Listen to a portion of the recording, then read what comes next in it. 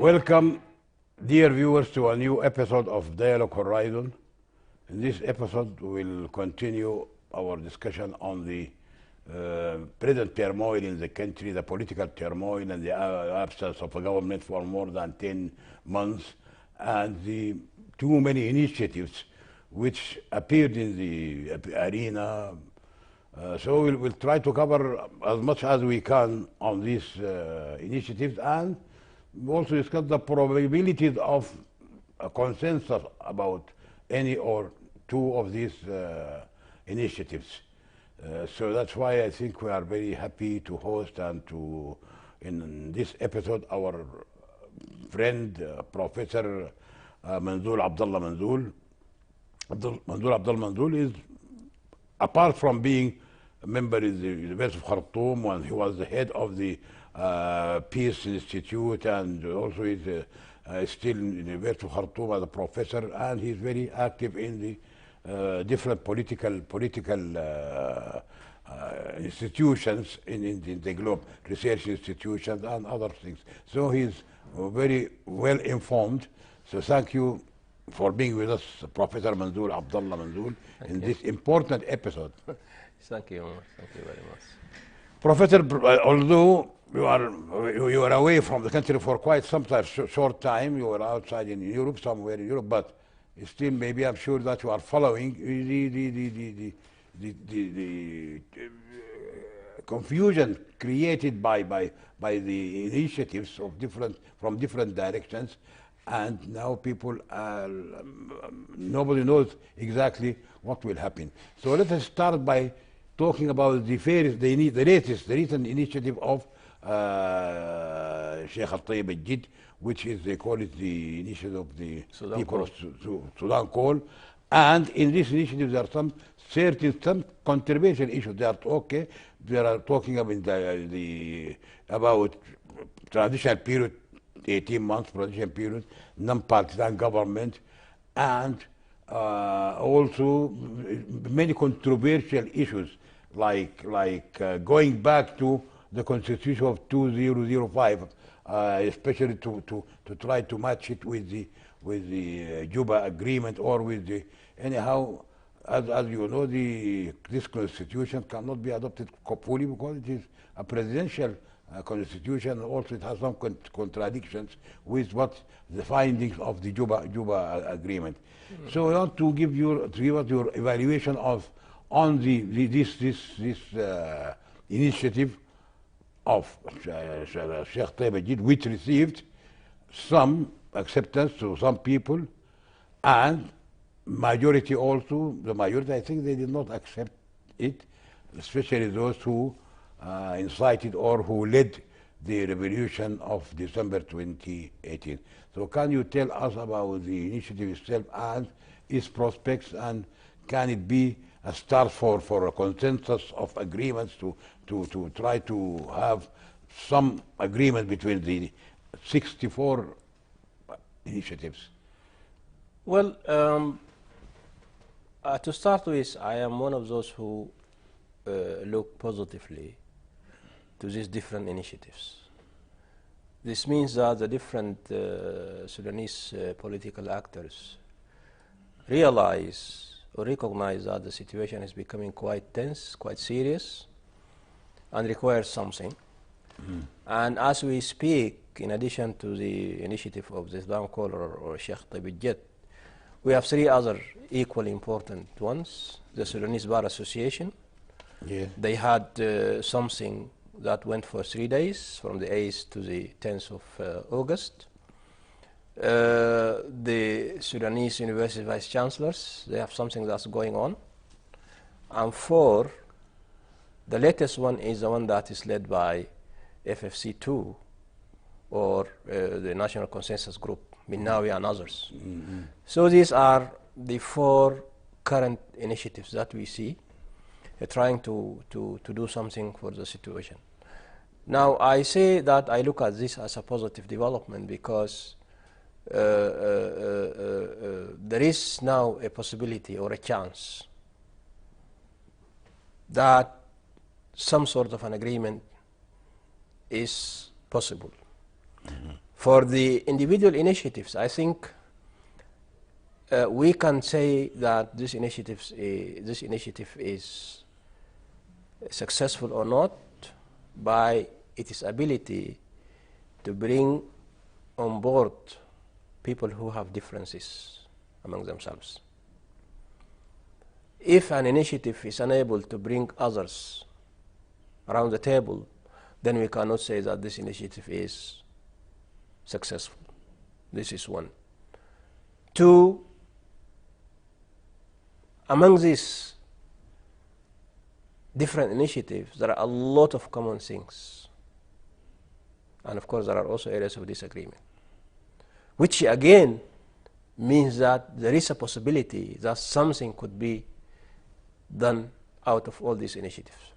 Now, specifically with regard to At-Tayyibat initiative, of course, this is one of the very new initiatives. It receives a lot of attention, not by virtue of its success or failure, but by virtue of how people look at it and who is perceived to be behind it. You must have been following the different media outlets and the debates Yes, yes. surrounding this. A lot of people look at it with a lot of skepticism. Some people openly say that this is an initiative that is backed by the former regime's people. And some other people who look in a bit of a positive way to it say that, well, this might be an initiative, but those who are part of it don't have differences among themselves anyway. Mm-hmm.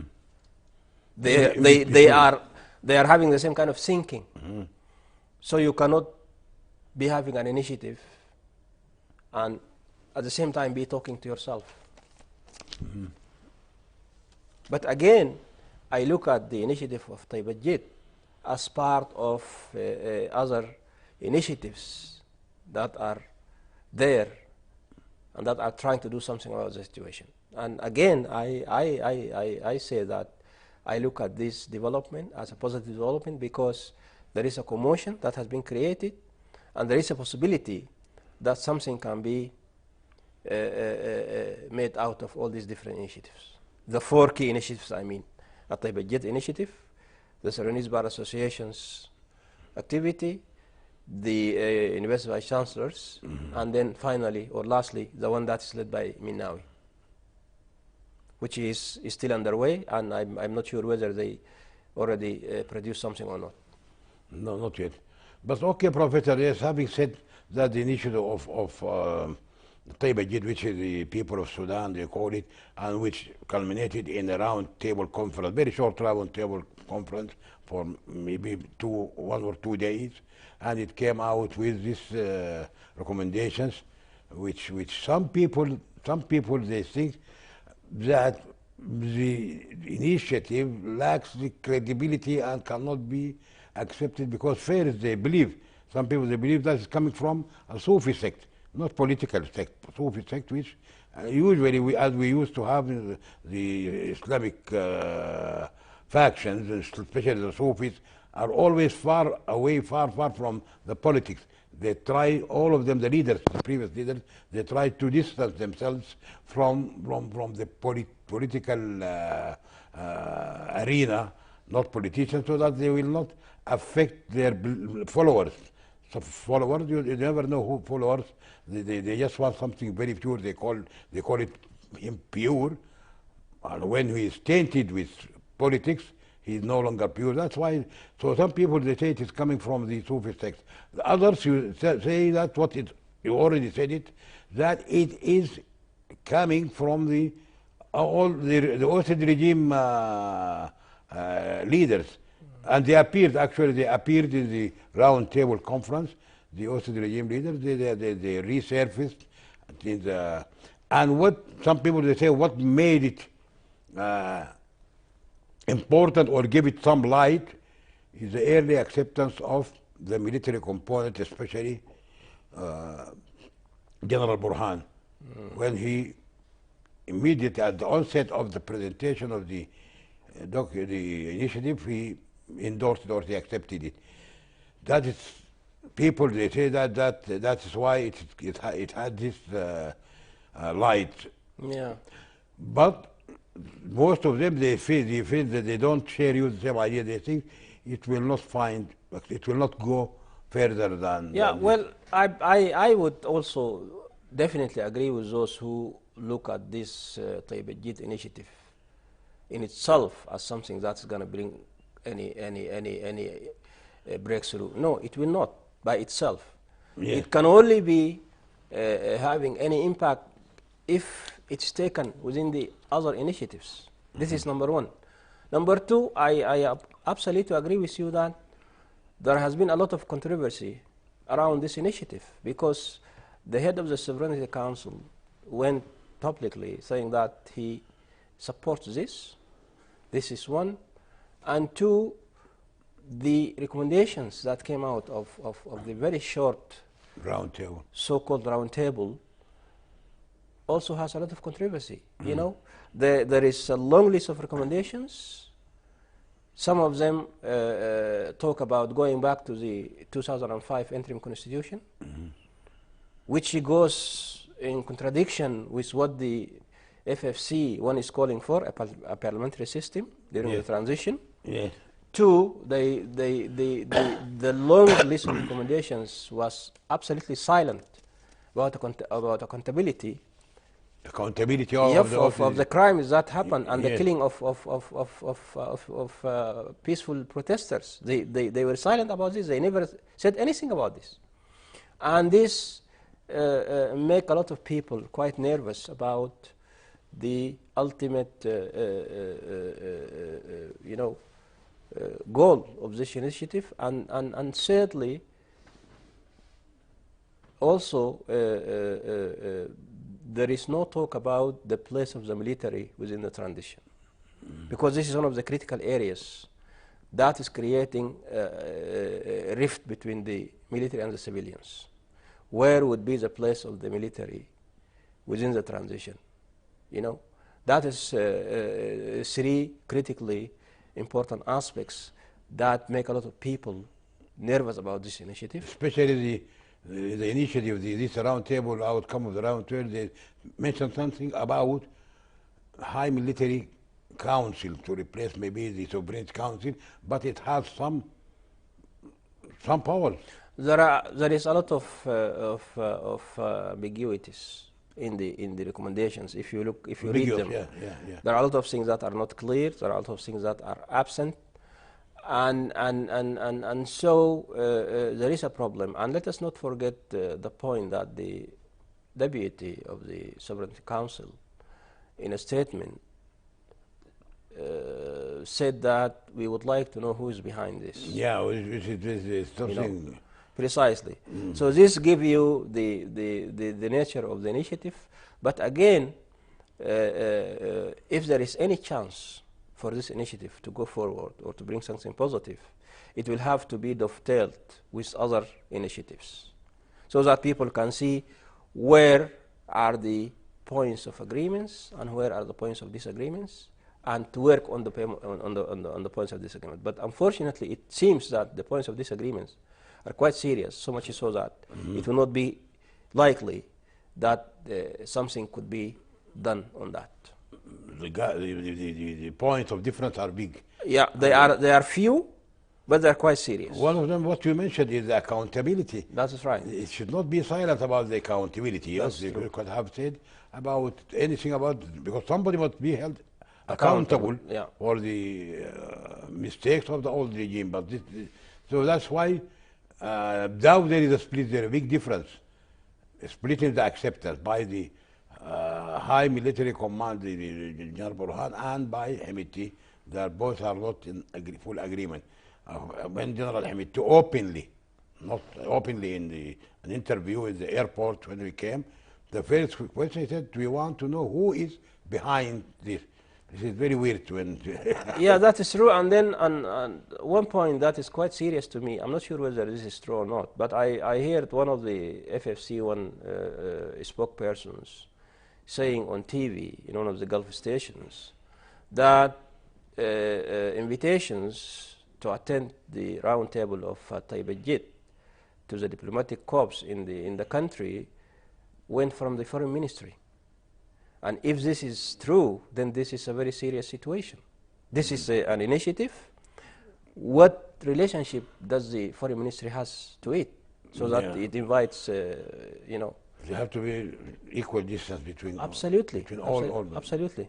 So, and that is also part of the complexity of the situation, and not the least for the Taibajet's initiative, you know. In addition to all the pitfalls that we spoke about, there seems to be some sort of a collision between it and the government. And this is something not positive at all. This is very serious. Okay. Also, following the address of General Burhan on the occasion of the army festivals, the 68th anniversary of the formation of the Sudanese army, he mentioned something about the only way is that people should come to a consensus, or the other alternative is to go for elections.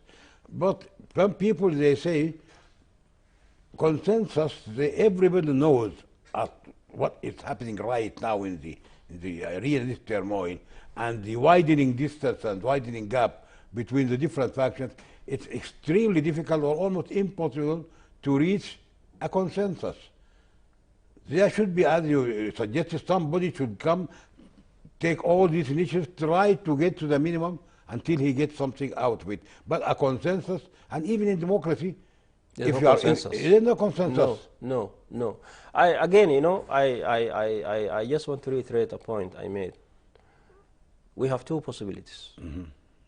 Either you have an initiative that is capable of bringing everybody around the table, and this is highly unlikely. And secondly, you have somebody, and in my mind is a trilateral mechanism, that look at all these different initiatives, try to produce a matrix about areas of agreements. Areas of difference. Forget about the areas of agreements. Just look at the areas of disagreements and work on them. Try to work out something that would reach the areas of disagreement to, you know, a minimum level. This is the possibility that we have. From your of course you are following, do you think there are some points of agreement? Can there be any points, few points of agreement between the Of course, initiatives? all the different agreements talk about a government of qualified, non-partisan. But I think the last one, if I may be correct, I think the one coming from Minawe, I haven't seen the outcome yet. But I think that one is silent about the non-partisan thing. They talk about qualified. I read something in the social media.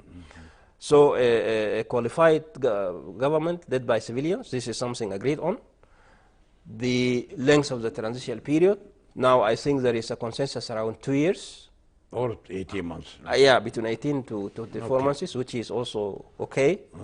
And then I think these are the two key areas where there is no disagreement.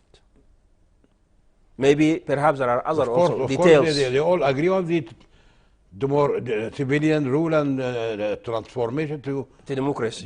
Yeah, This that is the objective of all these initiatives. initiatives. But there are, as I said, other areas that are quite serious. They might not be too many, but they're quite serious. And I don't think an agreement on them is easy. It is achievable. It is possible. And as far as I can imagine,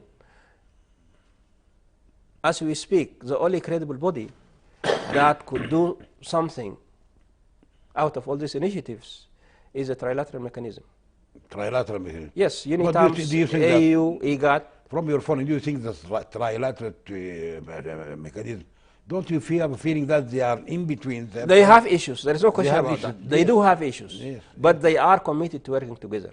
They are committed to work together. They are committed to working together, and whether we like it or not, that is the only thing credible we have. That's the only body that is capable of bringing people together, you know. And recognized by the international community. Recognized and supported by the international community. United Nations. Volker is the United Nations representative of the Secretary General of That the is right. United Nations. And the AU, 54 countries, and IGAD, 8 countries.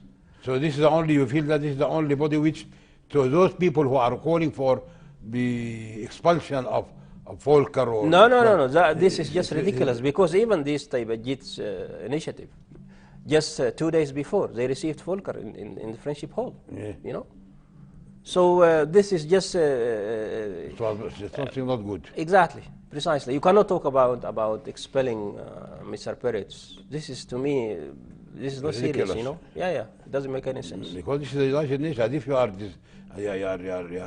expelling the United Nations. No, that's It's not not going to happen. possible. I think we have a good chance that the trilateral mechanism look at all these different initiatives and try to do something, to organize something. I don't know whether you can call it a round table or a workshop or a conference, but something has got to be done.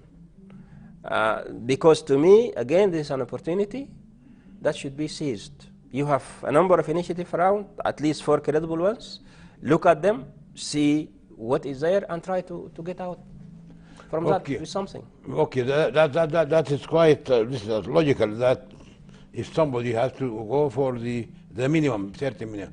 But let us go to the other option of Al-Burhan. He repeatedly saying this, either a consensus or early elections.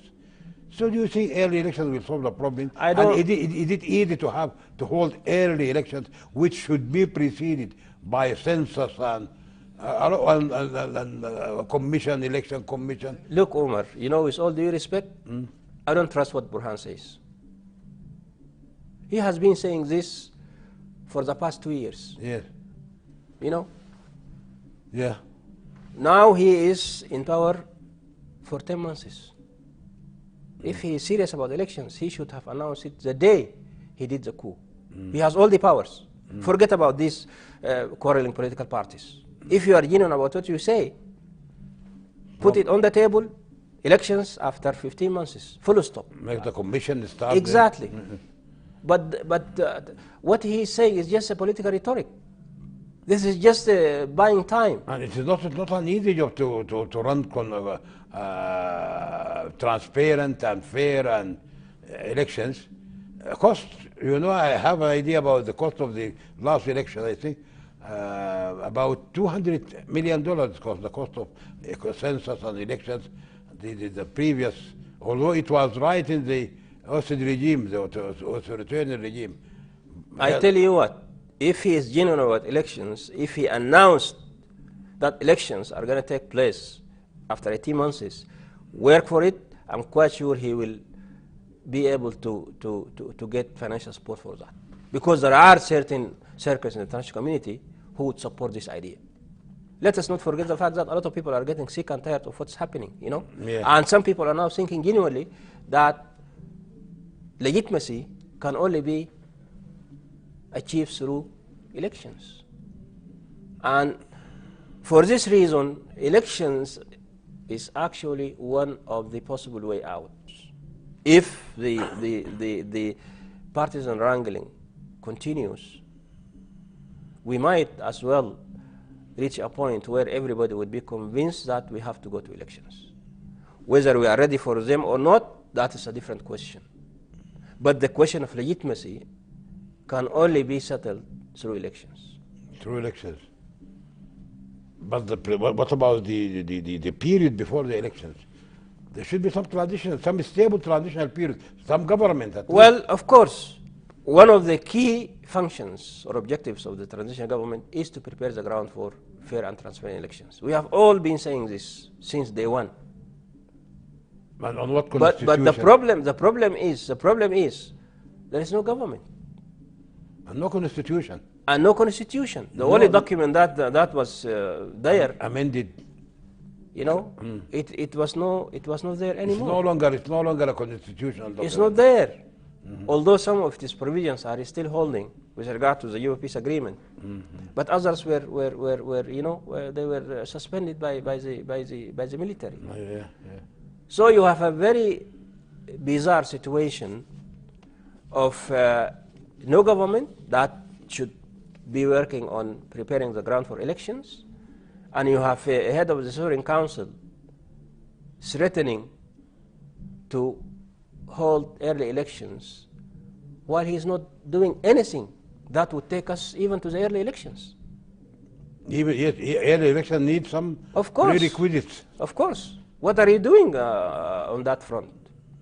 So it really doesn't make any sense that, after 2 or 3 weeks he pops up in an occasion and says that we will be going to early elections. Just do it. Well, it seems that as if it's threatening or he's pushing the politicians or the different factions to go for a consensus, an impossible consensus. As if he's or Yeah, that might be true. Actually, to some extent, that is what he is trying to achieve.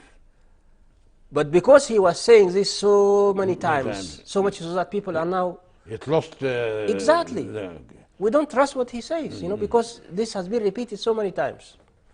And I think I concur with you that consensus among the civilian interlocutors is almost impossible. It's almost impossible. It's not easy. From what we see. It's not easy. We cannot say or use the word impossible, but it's not easy. It's going to take a lot, to arrive at an agreement that would allow these people to form a government of qualified persons that would take us through to the elections. About just, if we move in the same direction also, if we go about Volker. Volker, it seems that in one of the, he issued an article, actually it's a political article, talking about his thinking, and it seems that some people, they felt that as if he's almost, or not fed up, but almost not enthusiastic about, or they don't have a feeling that the people will come together. Because he mentioned in that, in the statement, that he feels that it is difficult for me to force or to come to a consensus. In an article, he wrote an article. Yeah, I read the article, and yes. So what's your feeling? His tone was Pessimistic. Yeah, a bit pessimistic. Although he tried to convey some hopeful messages, but still. And I perfectly understand what Volker Perez was saying, because it's not easy to bring civilians together. It's really not easy. Forget about the rift between FFC1 and FFC2 and the rest of the groups. Even among each of these groups, there are a lot of problems. Now, if you look at what we call pro-democracy groups, FFC1, Sudanese Communist Party, resistance committees, a lot of problems. Yes. They never agree on anything. They never agree, yeah. Even within FFC2, there are also a lot of problems and issues. And just yesterday we saw that SPLM North has a serious Split. problem. A split has already Between taken Agar place. and Arman. You see? So even within the same group, we have a lot of problems and issues. Even the parties, in the political parties, Political Umma party is one of the FFC main parties. It is almost in this array, almost. Yeah, because we hear different messages from members of the political bureau of the party. Yes, different messages. Exactly, and this is also the case with the DUP. Yeah, exactly. They talk with different voices. So the Communist Party already took a different, totally different discourse. No, that's something of its own. Its own. Not accepting accepting anything. That's right. That's right. Is it presenting something also? No initiative. No. They had this what they call radical change. Radical change. They are backing that, and to me, this is not realistic at all. You cannot put things this way. It doesn't work that way. So and this is why Volker in that article he appeared quite down, quite pessimistic, although he tried to send some messages of hope. But I think again I tend to look at the half full part of the cup, and I have some optimism with all these different initiatives around, that something might eventually come out, so that we will end up having some sort of a government that would take us to elections, but also importantly, to put the statements of the military leader to test. That the military is going to be out of politics, although this is practically not possible. And as long as the Sovereign Council continues and the chairman continues to fire people, appoint ambassadors, and do all the things that the government does, you cannot talk about the military leaving politics. Being out.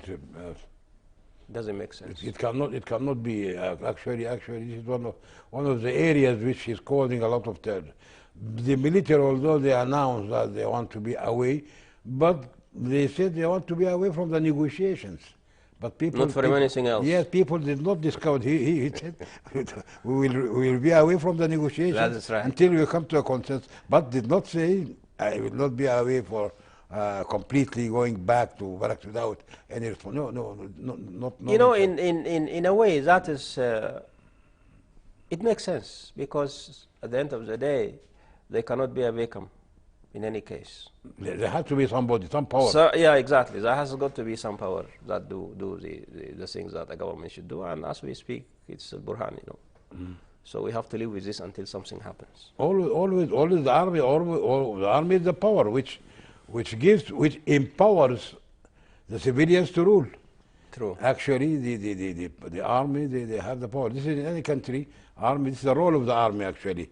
In the advanced, the fairest country of the fair world, the armies are never in politics.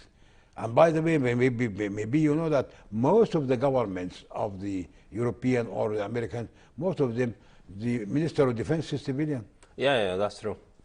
That's true. This maybe that's true. Even if the defense minister is a military, he has to be retired. Retired. You know. Yeah.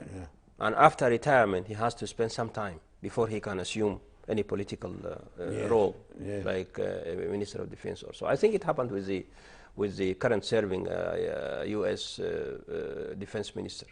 It happened, yeah. He was a former general, and they had to do something because the time he spent after retirement wasn't sufficient to allow him to become a defense secretary. But I think eventually they succeeded. But in Europe, most of sometimes they are ladies. Yeah, the civilians and even females. Female. Now the French defense minister is defense minister, because the role of the minister is different from the role of Absolutely. That's a political role.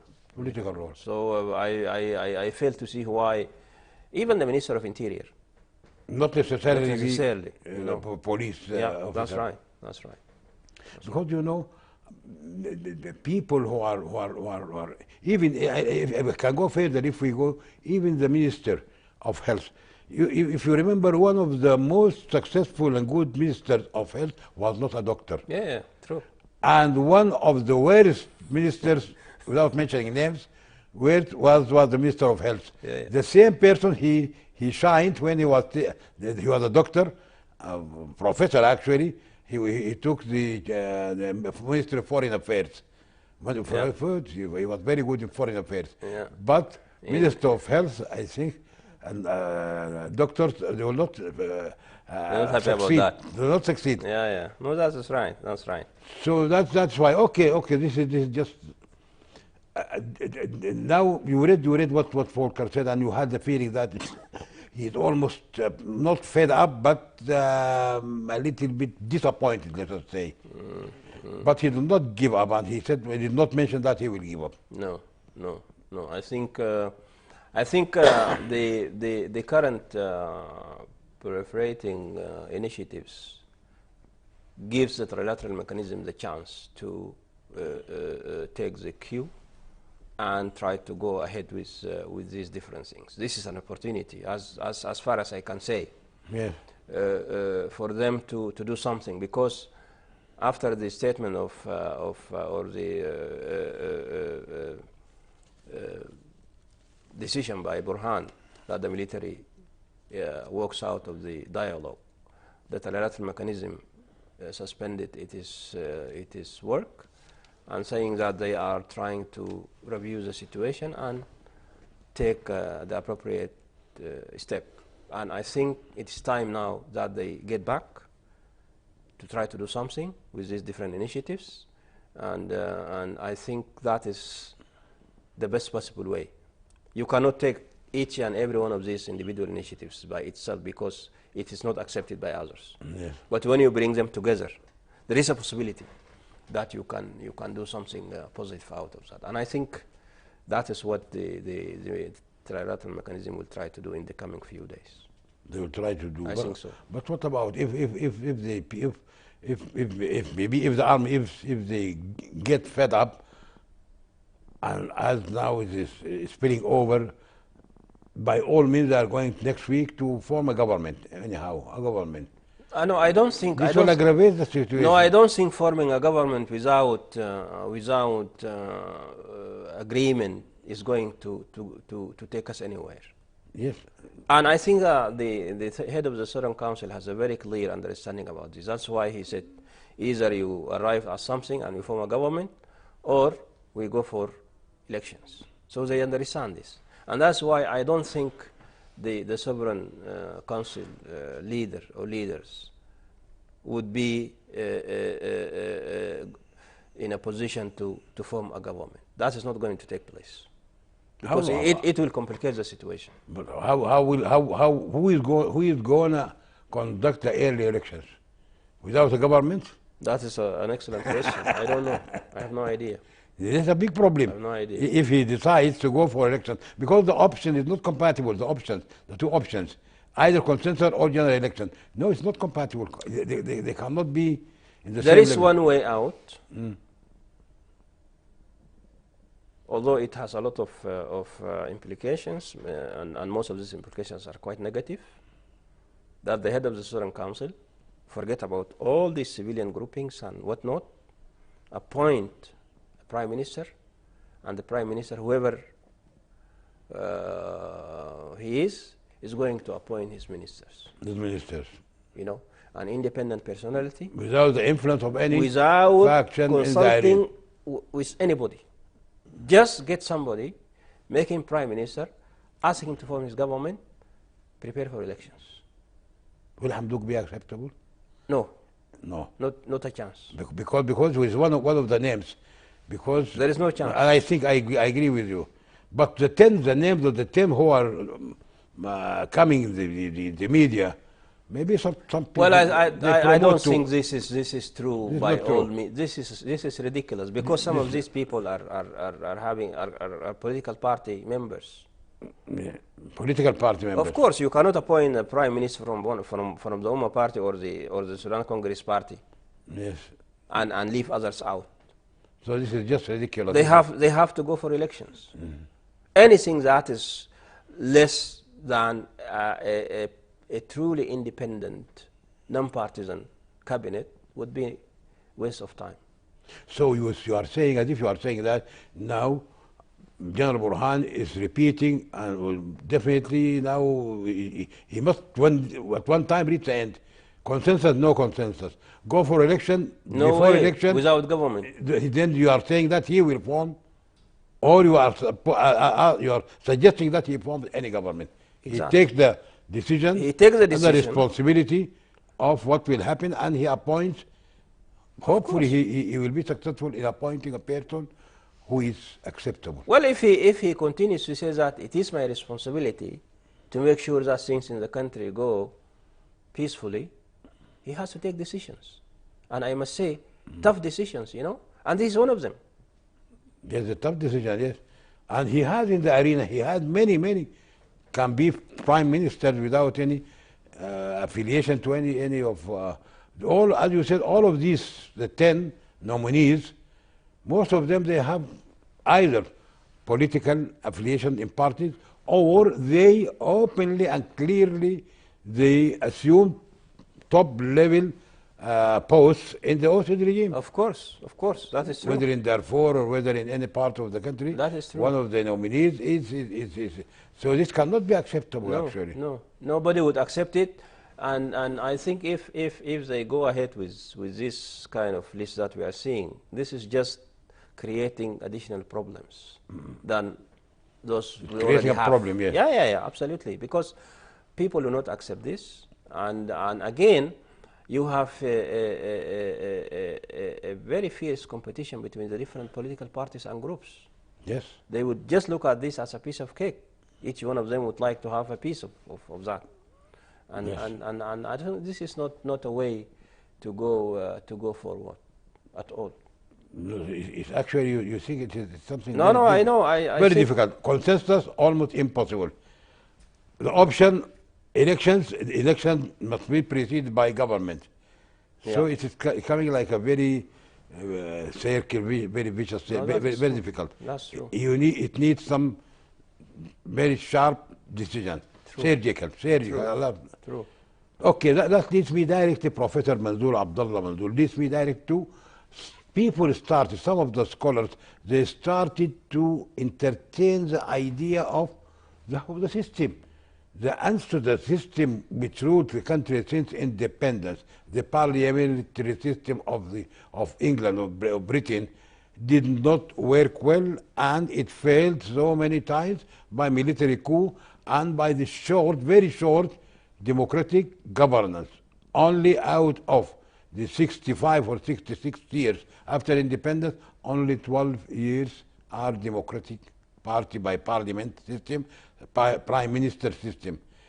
The rest, about 52 years, by military regimes. Well, this is actually, this fact itself defeats the kind of logic those colleagues are trying to say.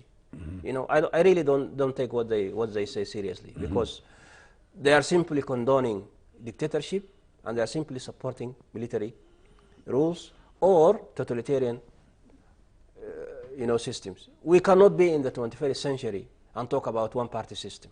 What is this? No, not one party system. Yes, some people that talk about party system, this is ridiculous. I agree with you. But presidential, democratic presidential system like America, like France, Yeah. like Kenya, like Tanzania, this is what, but one party system definitely Yes, dictatorship. I agree with you that the parliamentary system has a lot of problems. Awareness. But still, we have to qualify this, because we haven't seen a cycle of parliamentary systems in the country. Before the parliamentary system, is allowed to complete one cycle, there is a military coup. Coup does not come from out of the blue. I know, again, and of course, It comes because of the failure of the... in our political history, there are people who were part, and by the way, civilians are always at the center of every military coup. Coup, yes. That is true. Since Abud. Since Abud. So, in that sense, actually, I am tempted to agree with you that perhaps we need to rethink this Westminster type of democracy. Maybe we go to a presidential system. Now, the problem with the presidential system is that we had a horrible experience with Bashir. And people don't want to have a presidential system. But Bashir is not democratic. That people something. Yes, I know. Bashir and Nimeri. They are not examples. Not good example. Yes. So probably. Let us talk about Tunis. What do you think of Said? Yes, Said. He is facing a lot of difficulties, but he is waiting strongly, supported by the army, because he is appointed by the people. Yeah. That is the logic of the people. They say, Ghais Said of Tunis, now, for 1 year, he dissolved the cabinet, the parliament, and he's against, the Muslim Brotherhood. He's a very strong political arm in Tunisia. But he's successful because he was selected by the people. By the people. No, that's true. It's a good example. The presidential system is actually a system that should be entertained. People should think about it seriously. But one-party system is complete. No. That is ridiculous. I agree with you. We saw it in the case of Libya, for instance. No. One party might happen in the Meri, Ittihad al-Ishtiraki, and it happened in Bashir, NCP. We saw. But we are talking about the system. Because, the parliamentary system requires prerequisites. First, the awareness, high degree of awareness. Yeah, that's true. Education, illiteracy, high rate of literacy. That's true. So, but people in Sudan here, you are not talking about people in Khartoum. There are people who, till now, they don't know who is ruling, who is minding the store, till now. True. They are in parts of Sudan. So the only way not only this, the presidential system, the cost, maybe Al-Burhan, if he goes for presidential system, or try to convince the others, democratic system with limited powers in the parliament later, No cost, because no consensus for Yeah, but again, this requires a government that will work government. for this, Yes. to have a constitutional declaration or a constitution that states Yes. the type of government we should have Yes. before going there. But I think it is a system that we need to think about it seriously. So you think you are against this who are calling for one party system. I agree Yeah, with absolutely, you. absolutely. But you are for just entertaining the idea, try to study the pro and cons of the parliamentary system And and the the presidential. real democratic presidential system. We are Yes, talking yeah, about yeah, America, yeah, yeah. about France, about we are Even not Turkey. talking about al-Bashir Yeah. or Nimeri. This was not presidential system. That was one party Yeah, system. that's So true. those who are calling for one party system, I think I agree with you. It's not a good. They're calling for dictatorship. That's right. That's right. But we have to modify, we have to look. But another thing very important, Professor, also, among this diversity and differences between the people, when you force the people to go for presidential, to elect one person, people, they find themselves obliged to consolidate themselves in blocks. Like in Israeli blocks, in blocks, one the left block, they will stand, agree on one body, the middle and the right. Yeah. So apparently, in the end, people, these different parties will come to blocks instead of parties. Will be blocks, which will be something good. Don't you think that also presidential system? Yeah, that is a possibility. That's a possibility, definitely. Okay, I think, Professor, we have few minutes left, so we have our last question is about the workshop which is the Sudanese Bar Association, they work on a draft for the constitution. Can you tell us about this as an initiative in itself, and to what extent it can go further and can be helpful in this sticky and muddy arena?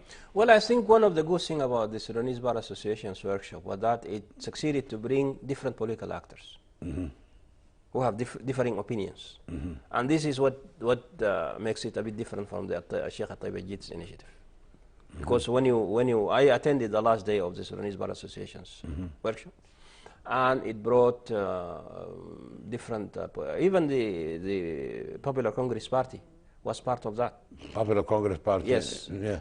So it created some kind of a commotion, and again, like I said at the beginning, that this is something positive because it's going to lead us to some sort of